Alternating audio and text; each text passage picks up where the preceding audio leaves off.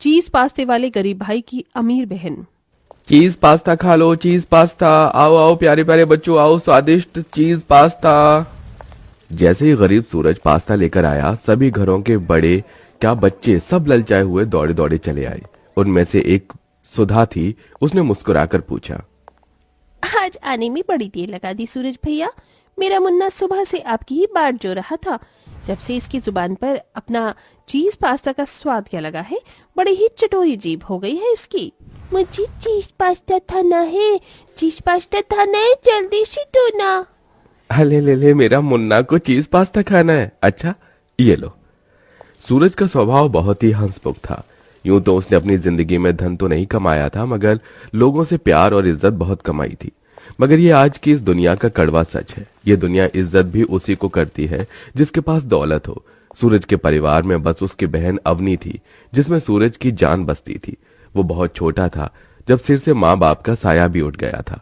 ऐसे में सूरज की पढ़ाई लिखाई छूट गई और गुजारे के लिए वो चीज पास्ता बनाकर गली गली में घूमकर बेचा करता। दिन भर पास्ता बेचकर घर लौटते रास्ते में उसने भगवान का धन्यवाद दिया। भगवान की दया से आज तो सारा पास्ता बिक गया, कमाई भी अच्छी हुई है। तभी सूरज हलवाई की दुकान देखकर रुक गया।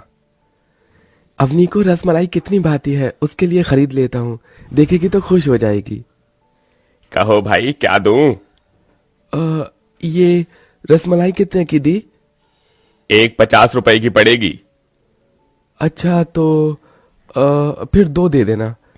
अपनी बहन की खुशी के लिए सूरज सीधे 100 रुपए की रसमलाई खरीद लेता है, जबकि वो एक एक रुपए भी कमाने के लिए दिन भर तपती धूप में गली गली घूमता था। जैसे वो घर पहुंचा तो अवनी गुस्से से भरी झोपड़ी के बाहर बैठी थी। अरे छोटी, तू घर के बाहर क्यों बैठी है? हवा खाने तो बैठी नहीं होंगी ना भैया। आपने बिजली का बिल नहीं भरा है, इसीलिए लाइट काट दी गई है और घर में एक मोमबत्ती भी नहीं है। पता नहीं कैसे गरीब भाई की बहन हूं मैं। अवनी का ये कहना सूरज के दिल पर जा लगा। फिर भी उसने मुस्कुराकर कहा, अच्छा ये सब छोड़, ये देख मैं तेरे लिए तेरी मनपसंद रसमलाई लाया हूं, खा ले मेरे लिए।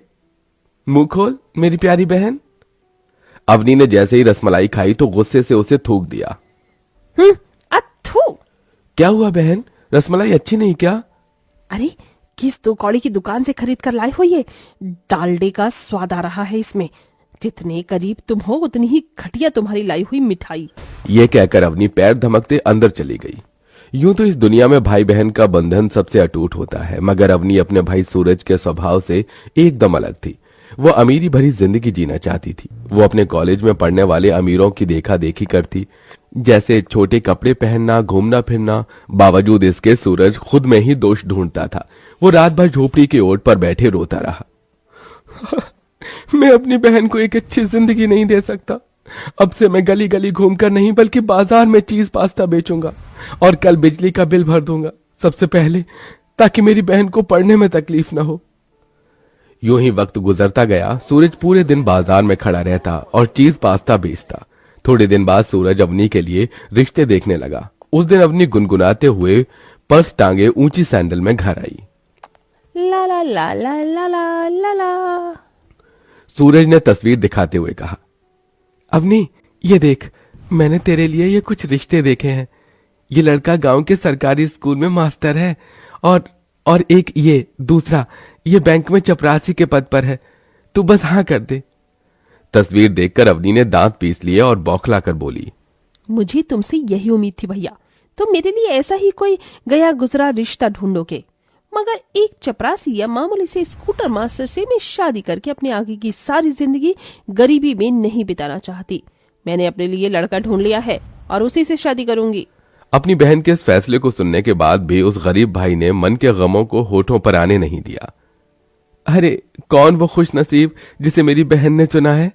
रोहित नाम है उसका, बिजनेसमैन है, नौकर चाकर है, कई कई गाड़ियां हैं उसके। घर में देखो तो पता चले भैया। तुम तो पास्ता बेचकर भी मुझे इस गरीबी के सिवा कुछ दे नहीं पाए। बस मेरी शादी अच्छे से कर देना, इतना तो कर ही सकते हो अपनी छोटी बहन के लिए। सूरज ने डबडबाई आंखों से अपनी बहन की ओर देखकर कहा, तू चिंता मत कर बहन, तेरा ये गरीब भाई तेरी शादी बड़े धूमधाम से करेगा, तू देखना। उस रात सूरज ने एक बक्से को खोला जिसमें कुछ पुराने नोटों की गड्डी थी। उसने उसे गिना और दुख जताते हुए कहा, इतने सालों से चीज पास्ता बेचकर भी पाई पाई जोड़ने के बाद भी बस अब तक 20,000 ही है। फिर सूरज कर्ज लेकर बड़ी धूमधाम से बहन की विदाई करता है। अपना बड़ा सा आलीशान ससुराल देखकर अवनी खूब इतराती है। आखिर आज मेरा सपना पूरा हो गया।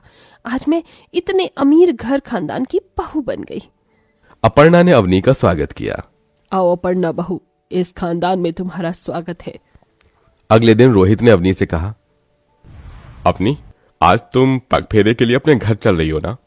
रोहित, मेरा जाने का बिल्कुल मन नहीं है। पर भैया तुम्हारी राह देख रहे होंगी। अपनी थोड़ी देर की तो बात है।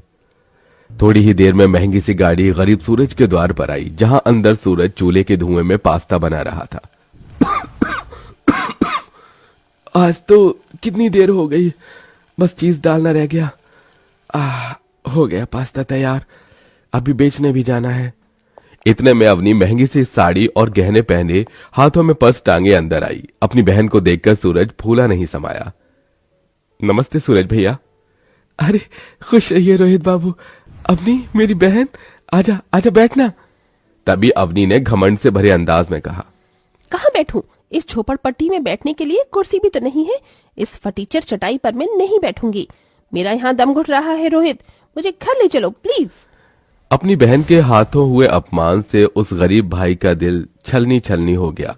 फिर भी उसने कहा, बहन शादी के बाद पहली बार अपने गरीब भाई के घर आई है, खाकर जा। ये देख मैंने चीज पास्ता बनाया है।